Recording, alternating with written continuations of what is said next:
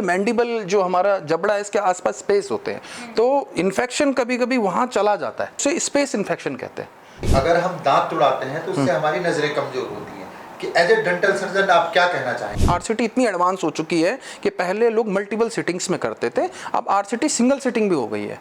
Patient जाए उसी समय आरसीटी कराए, उस समय फ्री। गम हेल्थ क्या है और कैसे उसको अपनी गम्स को मजबूत रखें? न्यूज़पेपर, टेलीविजन या फिर वो ओटीटी प्लेटफॉर्म पे, या फिर आप देख रहे हो यूट्यूब, आपको आपके टूथपेस्ट में कभी नमक, कभी लौंग, कभी इलायची जैसे ऐड जरूर दिखाई देते होंगे।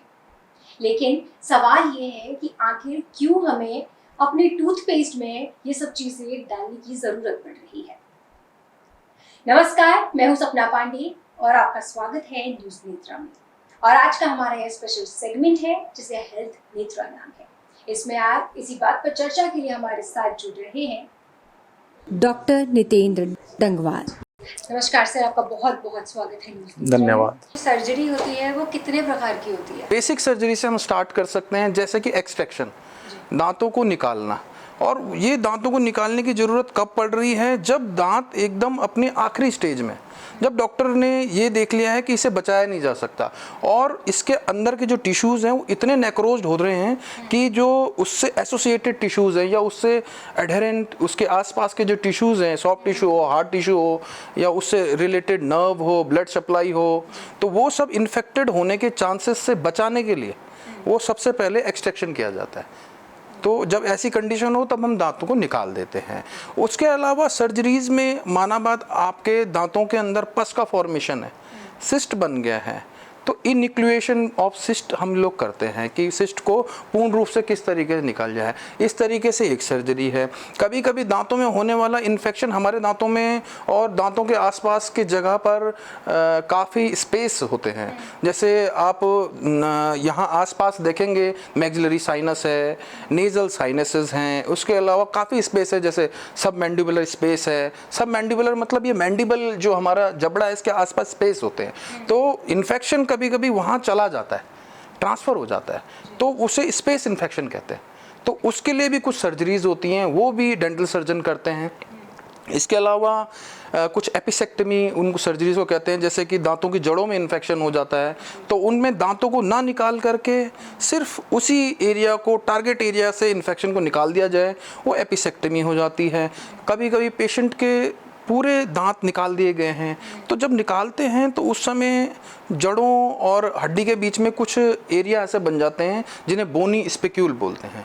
तो उस स्पेक्यूल को राउंड ऑफ करने के लिए, बराबर करने के लिए, समतल करने के लिए हम लोग एक सर्जरी करते हैं, उसे एल्विलोप्लास्टी कहते हैं। इस तरह के काफ़ी सर्जरीज है और आज समय ट्रेंडिंग सर्जरी जो सबसे ज़्यादा चल रही है उसे इम्प्लांट सर्जरी कहते हैं। इम्प्लांट सर्जरी में क्या है कि जैसे कि किसी भी पर्सन के पास दांत नहीं है, पर दांत सबसे इम्पोर्टेंट चीज़ है। आपका खाना जो सबसे पहले डाइजेशन स्टार्ट होता है वो मुंह से होता है। दांतों के बोलस जब खाना बनाते हैं, चबाते हैं, उससे स्टार्ट होता है। तो जिसके पास नहीं है तो उसका डाइजेशन वीक है। डाइजेशन के अलावा हाइपर एसिडिटी होती है, क्योंकि भाई एसिड रिलीज होगा, खाना चबेगा नहीं। तो ये सब चीज़ों से बचने के लिए या जनरल हेल्थ को इम्प्रूव करने के लिए दांतों का होना ज़रूरी है। तो उसके रिप्लेसमेंट के लिए एक जो सर्जरी आई वो इम्प्लांट सर्जरी है। उसमें टाइटेनियम के स्क्रू हम प्लेस कर देते हैं हड्डी के अंदर और उसके ऊपर परमानेंट दांत लग जाते हैं जो पेशेंट के साथ लाइफ टाइम रहते हैं। और एक इम्पॉर्टेंट सर्जरी जो मैं भूल रहा हूँ वो ये है कि विजडम टूथ। आप ये ऐसी चीज़ है कि जो हर तीसरे इंसान के पास ये प्रॉब्लम है। माउथ में मॉर्फोलॉजी ऑफ टूथ, दांतों के साइजेस का कभी कभी ज़्यादा बड़ा हो जाना या बोन के साइजेस का दांतों के साइजेस के साथ में मेल ना खाना, इसके कारण जो विजडम टूथ है अपनी जगह नहीं ले पाता है ओरल कैविटी में, तो उसे निकालना पड़ता है क्योंकि ऑप्शन नहीं है, क्योंकि वो उसकी टेंडेंसी है ग्रो करना। तो वो ग्रो करने की कोशिश करता है और प्रेशर बनता है नीचे नर्व पे, जिसके कारण पेशेंट बहुत परेशान रहता है, उसको कान और आँख तक का दर्द रहता है। तो उसके लिए इम्पैक्टेड टूथ सर्जरी, जिसे सर्जिकल इम्पैक्शन कहते हैं, ये भी डेंटल सर्जन करते हैं। एक कवि हैं उत्तराखंड में जो कि कुछ दिन पहले यहाँ आए थे हमारे स्टूडियो में, तो उन्होंने जब बात कही थी कि उन्होंने दांत निकलवाया और उसके बाद उनको दिखाई देना बंद हो गया, धीरे धीरे उनकी आईसाइट चली गई। तो इस बात का क्या कहेंगे? मैं इस बात को इस समय रिलेट नहीं कर सकता। कारण है, इसका कारण कुछ इस तरीके से है कि मैंने एक शुरुआत में कहा स्पेस इन्फेक्शन। अगर वो इन्फेक्शन ट्रांसमिट होके आंखों तक चला गया तो फिर उसका ट्रीटमेंट थोड़ा बदल जाता है। आप वो उस कंडीशन के अकॉर्डिंगली डॉक्टर ट्रीट करेगा। तो ये बहुत रेयर चीज़ है, बहुत ही 1000 10,000 में से कोई एक होता है। समटाइम्स पेशेंट की अपनी गलती के कारण ये चीज़ें होती हैं। उन्होंने एक्सट्रैक्शन करवाया, उन्होंने केयर नहीं की, वो इन्फेक्शन तो ऐसा तो है नहीं 2 दिन में ट्रीट हो जाएगा, टाइम लगेगा, आपको प्रिकॉशन लेने पड़ेंगे, आपको दवाइयाँ खानी पड़ेंगी, आपको एंटीबायोटिक्स का कोर्स चलाना पड़ेगा। अब वहाँ आपने गलती कर दी है तो इन्फेक्शन ट्रांसमिट हो सकता है कहीं और भी। अगर आपने प्रिकॉशन पूरे लिए हैं, दवाइयाँ पूरी खाई हैं, तो कोई चांस ही नहीं है इस चीज़ का होने। अच्छा, एक चीज़ हम लोग बचपन से सुनते आ रहे हैं कि अगर हम दांत तुड़ाते हैं तो उससे हमारी नज़रें कमज़ोर होती हैं, कि एज ए डेंटल सर्जन आप क्या कहना चाहेंगे? ये तो बहुत बड़ा मिथ है सर कि आंखें दांत निकाल दिए। मैं इम्प्लांट सर्जन हूँ, मैं इम्प्लांटोलॉजी में काफ़ी ट्रीटमेंट करता हूँ। मैंने 11 और 12 दांत एक बारी में ऊपर के निकाले हैं और 6 से 8 इम्प्लांट किए हैं। ये 3 घंटे की सर्जरी होती है। इस दौरान मेरे हिसाब से तो पेशेंट की आंखें रहनी नहीं चाहिए थी। अब थोड़ा सा हमारे दर्शकों को आरसीटी के बारे में, उसके जितने भी मेरिट हैं और अगर कोई डिमेरिट भी है तो वो जरा दर्शकों को समझाएं। आरसीटी तो टोटली पेनलेस चीज़ है। तो आरसीटी को स्टार्ट करते समय हम एक अंडर एनेस्थीसिया ये प्रोसीजर करते हैं। इस प्रोसीजर जब हम कह दें कि एनेस्थीसिया दे दिया तो पेनलेस हो गया। अब कहानी आती है क्या उसके बाद पेन होता है? उसके बाद कोई पेन नहीं होता है अगर डॉक्टर उसे तरीके से करता है। अब आरसीटी इतनी एडवांस हो चुकी है कि पहले लोग मल्टीपल सिटिंग्स में करते थे, अब आरसीटी सिंगल सिटिंग भी हो गई है। पेशेंट जाए उसी समय आरसीटी कराए, उस समय फ्री। इंडियन प्रैक्टिस में हम लोग देखते हैं कि लोग मॉर्निंग टाइम पे तो टूथपेस्ट करते हैं, टूथब्रश करते हैं, लेकिन रात को नहीं करते हैं सोते समय। एज अ डेंटिस्ट आप क्या मानते हैं कि क्या दोनों टाइम बहुत जरूरी है? 2 तरीके से मैं बता देता हूँ कि होता क्या है। हम खाना खाते हैं तो खाना खाने के बाद एक हमारे दांतों में एक लेयर बन जाती है जिसे प्लाक हम बोलते हैं। बेसिकली वो बायोफिल्म होती है, फिर वो काफ़ी दिनों तक आप उसकी केयर नहीं करेंगे तो वो प्लाक में चेंज हो जाती है, और काफ़ी समय तक केयर नहीं करेंगे तो उसमें मिनरल ऐड होकर वो कैलकुलस बन जाता है, जो कि आगे चल के मसूड़ों को डैमेज कर देता है। अगर आपको लगता है कि आप शाम को ब्रश नहीं कर पा रहे, पहले तो कर लें, बहुत ज़रूरी, आप कर लें। नहीं कर पा रहे हैं तो इसका सबसे अच्छा जो आप कहते हैं अल्टरनेटिव है वो है माउथ वॉश। तो सुबह ब्रश कर दें, शाम को माउथ वॉश कर दें, बेस्ट है। कितना टाइम लगता है, एक ढक्कन मुंह में डाला, थोड़ी देर घुमाया, थूक दिया। तो ये चीज़ है। वैसे मैं कहूँगा कि ब्रश जरूर करें, बच्चों के लिए तो बहुत ज़रूरी है। गम हेल्थ क्या है और कैसे उसको अपनी गम्स को मजबूत रखें? दांत जो हैं हड्डी के अंदर बैठे होते हैं और उनके चारों तरफ एक सॉफ्ट टिश्यू की लेयर होती है जिसे हम गम्स कहते हैं। ठीक, तो वो गम्स क्या है? एक सपोर्टिव, एक बैरियर है। बोन और दांत के जड़ों के अंदर जाने वाले इन्फेक्शन का बैरियर है वो एक दरवाजा है जिसको आप ना ही खोलें तो बेहतर है। तो उसकी हेल्थ के लिए हमें ये ध्यान देना पड़ेगा कि पहले प्लाक फॉर्मेशन ही ना हो। जैसे मैंने पहले बोला, प्लाक फॉर्मेशन होगा मतलब बैक्टीरिया रहेगा। बैक्टीरिया, अब ऐसा तो है नहीं बैक्टीरिया सिर्फ दांत पर चिपका रहेगा, दांत के साथ एसोसिएटेड है गम्स भी, तो वो इन्फेक्शन मसूड़ों में भी करेगा। तो आप प्लाक की लेयर को नहीं रखेंगे तो मसूड़ों में इन्फेक्शन नहीं होगा। इनकी केयर हम माउथ वॉश से कर सकते हैं और इसके साथ साथ टैनिक एसिड, इस तरीके के गम पेंट आते हैं। अब लोगों को लगेगा कि मैं इतने टेक्निकल वर्ड्स बोल रहा हूँ, टैनिक एसिड, ये क्लोरोहेक्सिडिन, माउथ वॉश। आप कुछ ना करें, आप पानी में नमक, गुनगुने पानी में नमक डालें, लगता है कि आपके मसूड़े फूल रहे हैं, फिटकरी डालें, आप उससे करें। अच्छा, बहुत सारे लोग इंडिया में पायरिया से उनको प्रॉब्लम होती है। हाँ जी। तो इस पर भी थोड़ा प्रकाश डालें। सर वही स्टार्टिंग, जो किसी भी चीज़ की स्टार्टिंग मैंने कह दिया, इसका सबका बेसिक है प्लाक।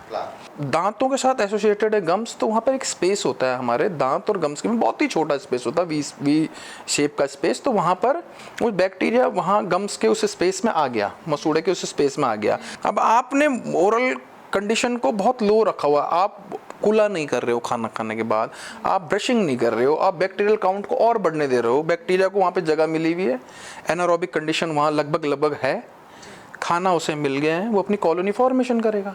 वो अपनी कॉलोनी का फॉर्मेशन करता है। पहले आपके गम्स की जो सबसे टॉप लेयर बोलते हैं, उसे बोलते हैं पैपिला। वो टॉप लेयर रेड होनी शुरू करती है, उसके बाद होती है गम ब्लीडिंग। आपकी गम ब्लीडिंग शुरू हो गई, गम ब्लीडिंग पे आपने फिर इग्नोर किया, वहाँ से आपका पायरिया की पहली स्टेज शुरू हो गई। जो गम ब्लीडिंग है उसे जिंजिवाइटिस कहा जाता है। जिंजिवाइटिस के बाद अब जो फाइबर दांतों को पकड़ते हैं वहाँ प्रॉब्लम जानने लग जाती है। अब बैक्टीरिया ने कॉलोनी बड़ी कर दी और वो और टिश्यूज़ को इन्वॉल्व करेगा। तो वो टिश्यूज़ को इन्वॉल्व करता है जो नीचे फाइबर हैं, तो उन्हें कहते हैं पीडियल फाइबर, पेरोडोंटल फाइबर। तो उन फाइबर को इन्वॉल्व करता है तो उनमें इन्फेक्शन करता है, तो तब वहाँ से उसका नाम पायरिया आ गया। क्या क्या एडवांसमेंट अब टूथ इम्प्लांटमेंट में आए हैं? ये सर पहले भी आए थे बट वो एडवांस नहीं हो पाए थे। अब जो कंपनियां हैं अब बहुत एडवांस हो गई हैं। टूथ इम्प्लांट एक टाइटेनियम का स्क्रू होता है। जैसे कि लोगों के आपने देखे होंगे एक्सीडेंट के बाद पाँव हाथ टूट जाते हैं तो वो उनकी रॉड पड़ती है। अब आप देख रहे हैं कि एक रॉड जो इतनी लंबी है वो आपको सपोर्ट कर रही है और एक टाइटेनियम का इम्प्लांट सिर्फ इतना सा है वो आपको सपोर्ट कर रहा है, तो उसकी जो स्ट्रेंथ है बहुत हाई है। तो हाई स्ट्रेंथ के साथ साथ उसका डिज़ाइन इस तरीके से बनाया जाता है कि वो बोन के साथ स्टेबल हो जाए और बोन का पार्ट बन जाए। तो उस सर्जरी के दौरान हम बोन में इम्प्लांट को प्लेस कर देते हैं और कुछ टाइम होने के बाद वो इम्प्लांट बोन का पार्ट बन जाता है। बस उसके लिए डॉक्टर का जो डायग्नोसिस है, जो ट्रीटमेंट का उसका प्लान है, वो सटीक होना बहुत ज़रूरी है। आप देहरादून में हैं, थोड़ा फिर भी एक्सेस है, लेकिन आपको बाहर से भी मतलब और जगहों से और ज़िलों से भी मरीज मिलते हैं यहाँ पे? मेरे पास मेरे क्षेत्र के बहुत सारे पेशेंट हैं जो घनसाली से मेरे पास आते हैं। मेरे पास मसूरी के पेशेंट हैं, मेरे पास जौनसार के पेशेंट हैं, थत्यूड़ के पेशेंट हैं, पुरोला तक के मेरे पास पेशेंट हैं। इतनी दूर से वो पेशेंट मेरे पास आते हैं। किस तरीके के केसेस ज़्यादा रहते हैं यहाँ पे? गाँव से तो एक ही चीज़ के केसेस सबसे ज़्यादा, स्पेस इन्फेक्शन, क्योंकि वो पहले सोचते हैं कि दर्द को सह लेते हैं, फिर वो दवाइयाँ बहुत सारी पेन किलर खा के दवाइयाँ दबाते रहते हैं, तो फिर उनके दिमाग में अरे कैंसर ना हो जाए, फिर वो शहरों में भागते हैं, फिर जाके उनका ट्रीटमेंट होता है शहरों में। अगर बहुत बेसिक कैविटी पे ही ध्यान दे दें तो ये स्पेस इन्फेक्शन वाली कहानी हो ही ना। कैविटी आपने बोला बचपन से शुरू हो जाती है, तो अगर वो बड़े हो के पता चली है तो उसे ख़त्म किया जा सकता है? हाँ, ग्रेविटी के लेवल होते हैं।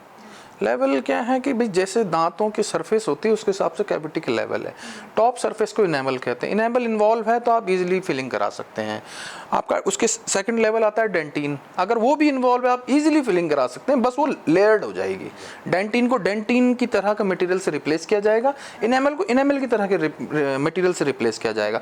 बट अगर वो पल्प में पहुँच गई अंदर ब्लड सप्लाई नर्व सप्लाई में, तब आपको RCT करके दांत को बचाना होगा। डेंटिस्ट जो है वो क्या क्या इन्वेस्टिगेशन अपने पेशेंट से कराते हैं? पहला तो आपने जैसे कहा कि हमारे IOPA होता है, इंट्राओरल जो हमारे छोटे एक्सरेज आपने देखे होंगे वो होते हैं। इसके अलावा फिर हमारे जबड़ों के एक्सरे होते हैं कि भाई कभी फ्रैक्चर हो जाता है पेशेंट को, या फिर हमें इम्प्लांट सर्जरी से रिलेटेड देखना है कि हमें इम्प्लांट की लेंथ कितनी डालनी है, या इम्पेक्शन दांत पीछे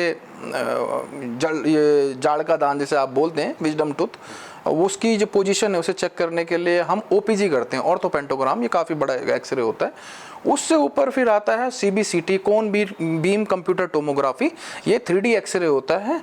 तो ये हमारी 3D इमेज दे देता है कि भाई दांत में अगर इन्फेक्शन तो कहाँ तक फैला, अंदर कितना है, बाहर कितना है, राइट साइड कितना है, लेफ्ट साइड कितना है, या उसके चारों तरफ जो सपोर्टिंग स्ट्रक्चर है वो इन्वॉल्व है कि नहीं है। इसके अलावा ब्लड में हम ये करते हैं कि भाई अगर हम सर्जरी के दौरान पेशेंट को इन्वॉल्व कर रहे हैं तो क्या हमारा पेशेंट डायबिटिक है या नहीं है, क्या उसको कोई हार्मोनल इम्बैलेंस है, थायराइड है नहीं है। तो इसके लिए हम ब्लड टेस्ट करा लेते हैं। थायराइड के लिए हम TSH के करा लेते हैं, और ब्लड में हम ये देख लेते हैं कि भाई अगर स्पेस इन्फेक्शन है तो हम ये देखते हैं कि भाई स्पेस इन्फेक्शन में इसका TLC काउंट कितना ज़्यादा है, ल्यूकोसाइट काउंट कितना है, इन्फेक्शन कितना फैला है। तो ल्यूकोसाइट काउंट अगर बहुत ज़्यादा बढ़ा हुआ है तो उस हिसाब से हम ट्रीटमेंट देते हैं। क्या हाई BP में भी कोई दिक्कत आती है डेंटल एक्सट्रैक्शन में या टूथ? सर हाई BP में तो कोई भी सर्जिकल आप ट्रीटमेंट आप नहीं इन्वॉल्व हो सकते हो।